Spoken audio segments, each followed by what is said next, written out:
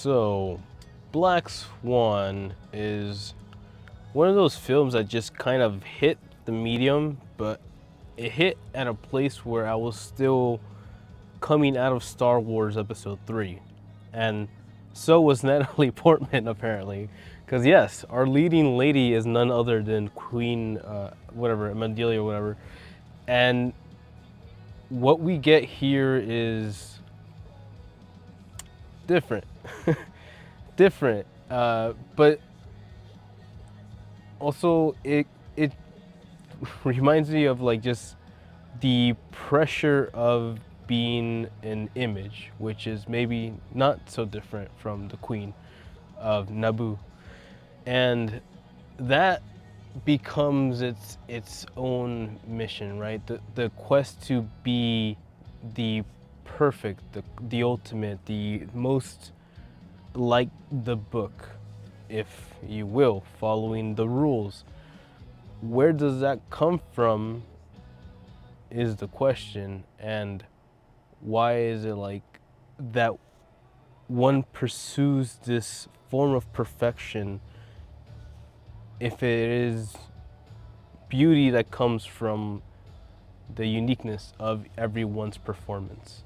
So I had a lot of things in my mind when I went into this film. You know, I grew up hearing about the Black Swan, but obviously not really knowing anything about it besides the idea that it was a ballet inspired by the Swan Lake production. And that in itself is a sentence that I understand to a degree, but it's fair of them to lay out the plot and kind of the story beats of the play itself as you're going through the film. You're sort of learning what the tragedy is as you're living through it. And that is where its beauty shines most. The fact that these guys did not really shy away from the idea of what happens to that swan that is in the universe that is expecting so much of said swan up to what end is where we leave at. And seeing those steps and seeing those kind of those that descent into what could be considered madness was one of the highlights. I assume that is what most of the people who were enthralled by this title are attracted to, right? And yeah, it is there, and it's shown, and it's portrayed, and they go deep into it, and they it certainly opened certain open points in my eyes, and to see like why, why, how specifically, right? Why is a thing, but how one also ends up in X position is part of the journey, and the journey starts at home. So it was interesting to see that relationship and just the idea of a parent feeling like their moments live on with their future, right? The offspring's future. But at the same time, it is very unfair to ask a second life to carry certain will, unless you've been watching the samurai films that we've been watching, where said Lady Snowblood is carrying her mother's death wish, literal. We see the girl really push herself to hit this ideal, this image that, although certain other mates are saying that's perfection comes through like letting go, through freedom. And as like a music person, just you you can see what the person is asking of Natalie Portman, and you can see where Natalie Portman is not really showcasing herself. And that is a nice detail if you're watching at their actual expressions, their body expressions, or if it was just Natalie Portman just holding that acting chops, pretty damn good. We get to a point where it becomes do or die for this woman, and that's where we get the most sort of psychological elemental effects. It's very reminiscent of, was it Perfect Blue, Satoshi Kon? And I had heard that coming into this, that it was something to do with Perfect Blue, but seeing how those moments kind of are reflective on maybe inspiration or learning, or even adding its own little twist to it, but still alluding to a brilliant or twisted idea that came from a different culture, was pretty damn cool to see.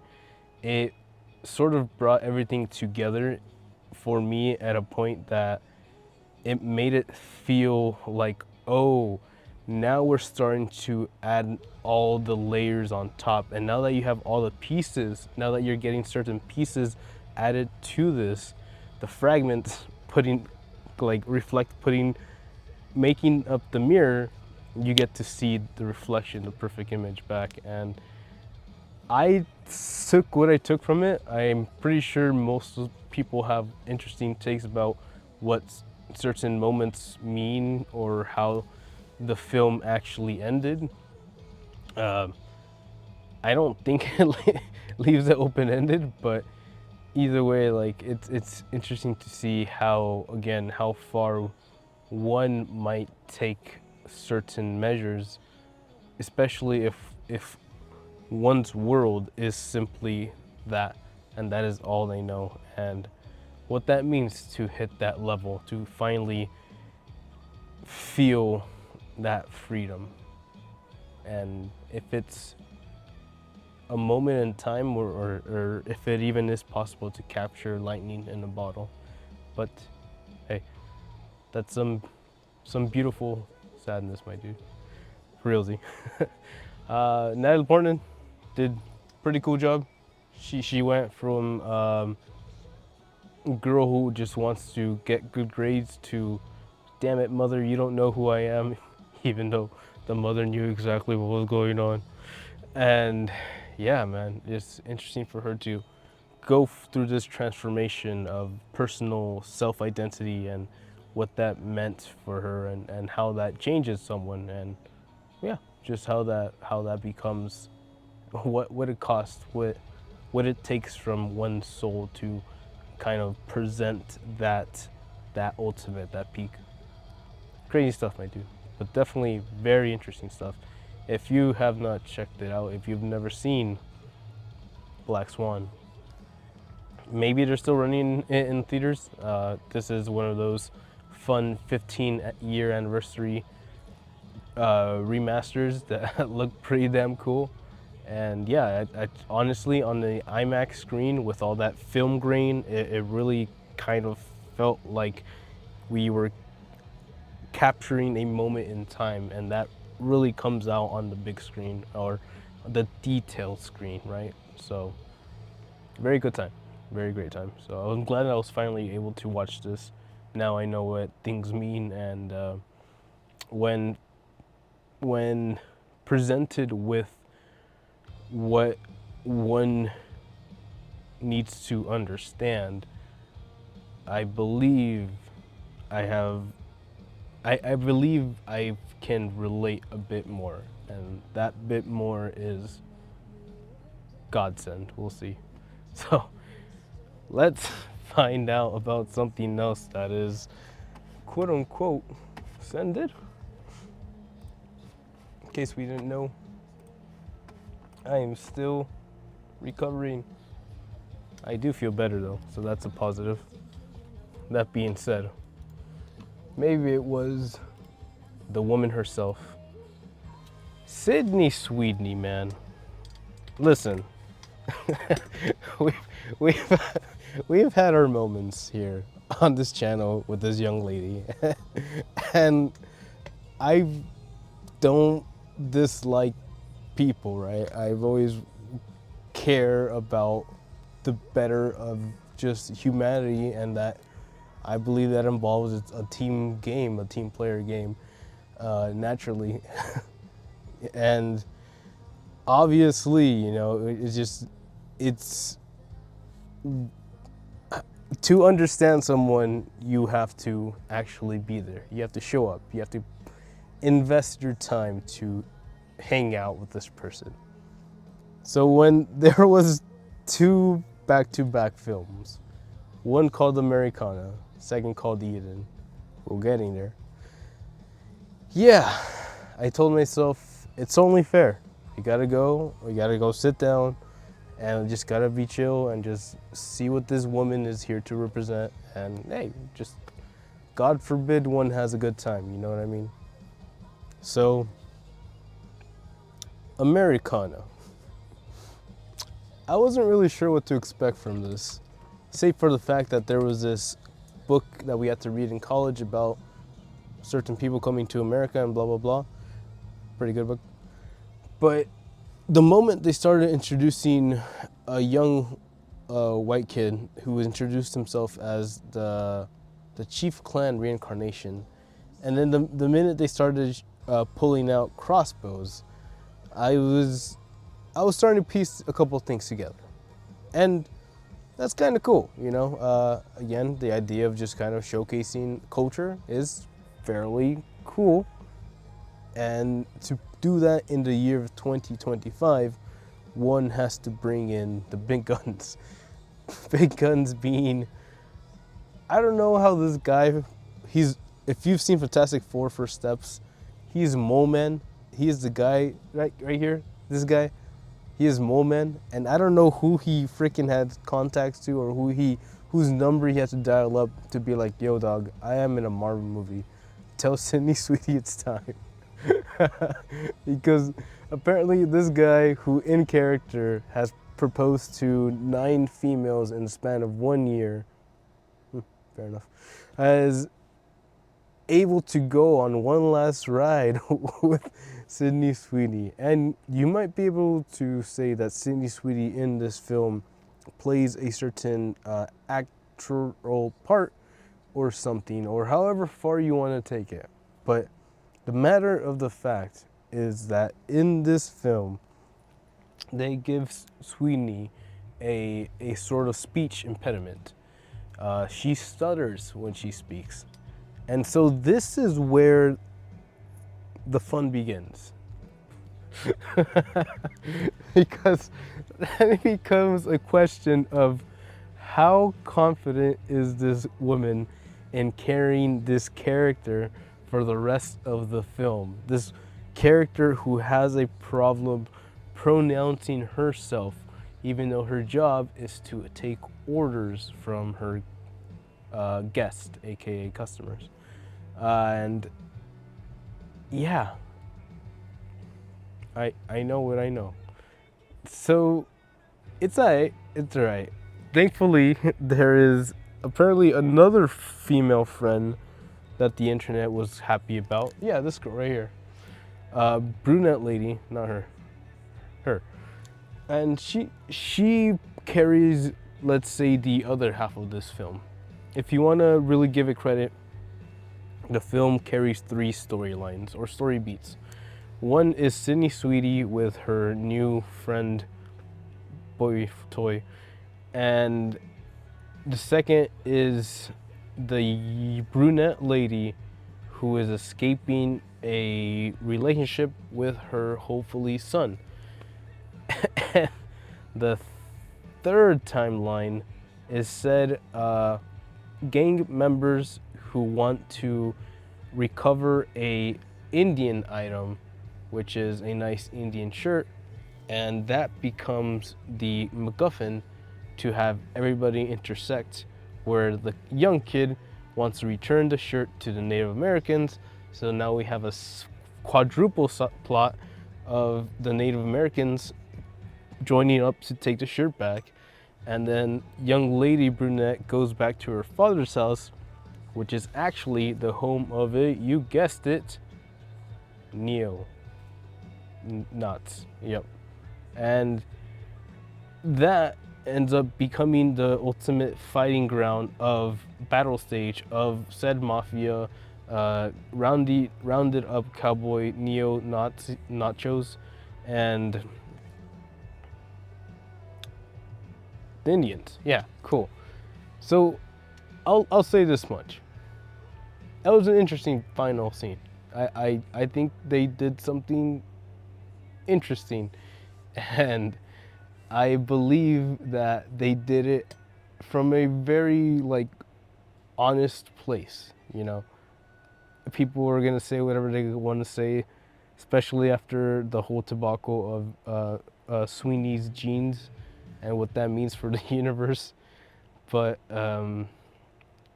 if any of that has a shred of relevancy, if hypothetically, then maybe a signal for help from Miss Sweeney is also what, you know what I mean, can be said, you know what I mean? Maybe she's like a mole, you never know. Maybe she is here to like flip the lid on some stuff. So I'm just saying, kid had fun out there. Mole Man from Fantastic Four probably had the time of his life being talked to, and then freaking little Indian kid, man. Little Indian kid has like this 1-to-1 with the blonde girl, and I swear to you, he is now emotionally scarred. She knows what she did, and he is now emotionally scarred. So that sucks for him. But that that in a nutshell is what you get from Americana, which honestly interesting. You know, if we're gonna be like honest with each other, and if we're gonna open up, and if we're gonna be like cool about things, and try to understand where we go from here, then yeah, maybe we need more representation in terms of like what it feels like. And if that is what a certain person is trying to do, give perspective or make someone kind of understand or help someone realize where they come from, then sure, let's encourage a sense of understanding with, you know, hopeful acknowledgement of a positive endeavor or future forward. And that sounds great. But you know what else sounds great? Finding an island and living alone, away from the government. Or so we think. As the folks of Eden come to know.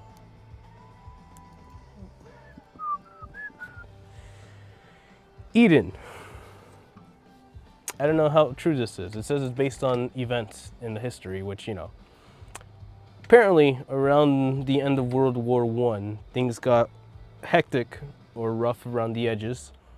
And there was a professor that said, you know what? I'm going to go to the Himalayas and I'm going to go meditate, or whatever he wanted to do. So,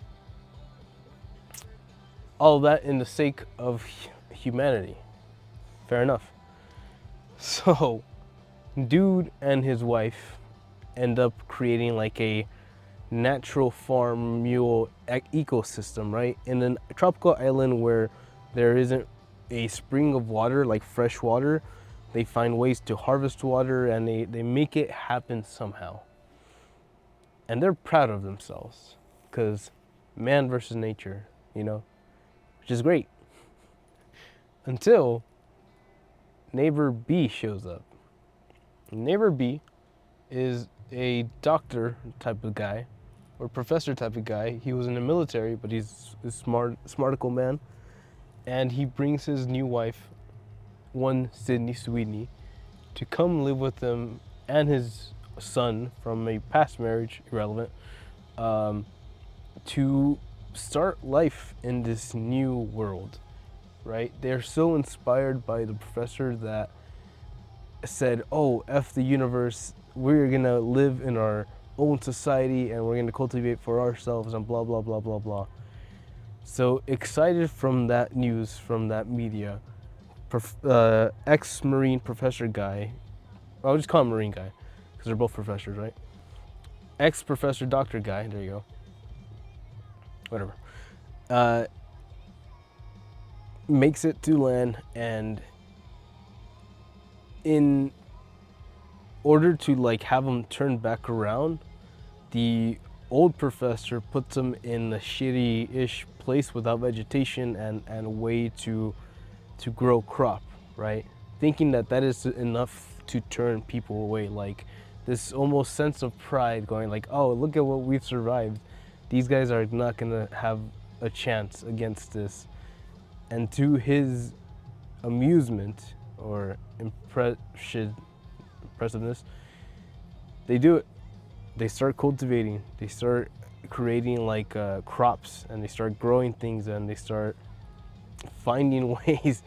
And that in itself was kind of cool to see, right? The idea of how we as a society can like adapt, and how humans are such a parasitic nature that we find ways to survive no matter the circumstances. And commendable, right? We believe in the indomitable will of the human spirit, and seeing those guys really have fun out there and really busting ass. Some things, the best things in life are worked for, I believe at least. And seeing that really just kind of portrayed, also giving like original sense of like colonialism, right? Like trying to land somewhere foreign and trying to understand the ways, the customs, and trying to like find how to live, how to survive in this new patch of land with this new environment and these new set of rules for vegetation and stuff. So it was pretty interesting. So that's cool. Sorry, that's cool because you see you see the sciencey part of things happen. You're like, okay, somehow they could probably even like help each other out. They can probably just like do something grand with each other. In this universe, in this Eden as we have it, they can still grow abundant. And then the spoiled princess arrives. Yep, that's what we're calling her. So, Arma the Joy on this girl, she essentially gets a permit from the city or something closest to this island, and she is technically through law has the right of everybody's land. She technically has all the land, and she decides that the best way to start her hotel experiment is by taking the land where the people have already built their cultivation there. They put in their work, they put in their effort, and she shows up and she's like, oh, that's mine now. And that goes just about as well as you can imagine for everybody there. So you kind of get this part of tensions rising and just this now uncertainty of neighborism. Right? You used to think that they could somehow like work together and create something cool, but now with the inclusion of this kind of negative factor, and said negative factor adding more like lies and negative propaganda against each other, you see like the hesitations and the borders kind of rise up, and that all in a matter of days, right? And yeah, it's just really interesting to see the human nature of like survival at its purest human state. And all that could have been sustainable, hypothetically sustainable. But then you get to the point where said princess runs out of supplies. And obviously, like any investor without any sense of cultivation or creative artistic ability, does not understand or does not have the ability to create from nothing, right? So this young lady, Ana de Armas, that's her name, totally real, is now going to steal from said Sydney Sweeney's family, and proceeds to tell the other family, the old professor, that that the older family has been doing stuff to, it's crazy. It's crazy. So just the idea of just with these guys being there, and just everything was good, and then salty mix salty Pepperson is here, and then she knows how to press buttons is very eye opening. Why is this movie called Eden? I'm not sure, because it's they weren't living a perfect life, but they were living a happy life. And the moment someone wanted to like extort and create like wealth through peace, things just really found unstable ground. And let's just say it doesn't end well for certain people. And for that, that was interesting to see. But hey, I will say this: Sweeney felt like she acted better in this one. Yeah, yeah. I feel like he did more. Also, she busted out the role of a mother, which I did not fairly well, which I did not see coming. And to give her credit, also in Americana, she has a scene where she sings apparently. So she apparently has the voice of an angel too, in case you didn't know. So hey, who is it? Where are we with Sydney Sweeney? It doesn't matter. But she's alright. And that, ladies and gentlemen, are 3 interesting movies to check out. Black Swan was something that I've always kind of been ready to check out. I've really, really wanted to see what the whole idea of it was, and being able to see it in that stretched out IMAX format was beautiful. So thankfully that, and then being able to absorb that at a fairly wise age is something that I appreciate very much. Obviously, I feel like if I saw that when I was like 16 or 18, I wouldn't have been able to understand or accept certain messages or theories that were being laid out there. And seeing that reflect Perfect Blue, was Soshi Kon's Perfect Blue, was kind of cool. Again, I'm here shooting for Akira, because I do believe the Akira Hollywood make is coming very soon. I just hope it's good, and I hope that, yeah, it just kind of picks up, and we are okay with, if Warner Media Group is out there copyrighting all my videos for the Gorillas, yes, Fortnite, the Gorillas, and Bruno Mars, then the least they can do is make a damn good Akira. You know what I mean? You know what I mean? So here's hoping to that. And here's hoping that Sydney Sweeney gets more roles where she does not have to take her shirt off, because I'm pretty sure she did that in both films.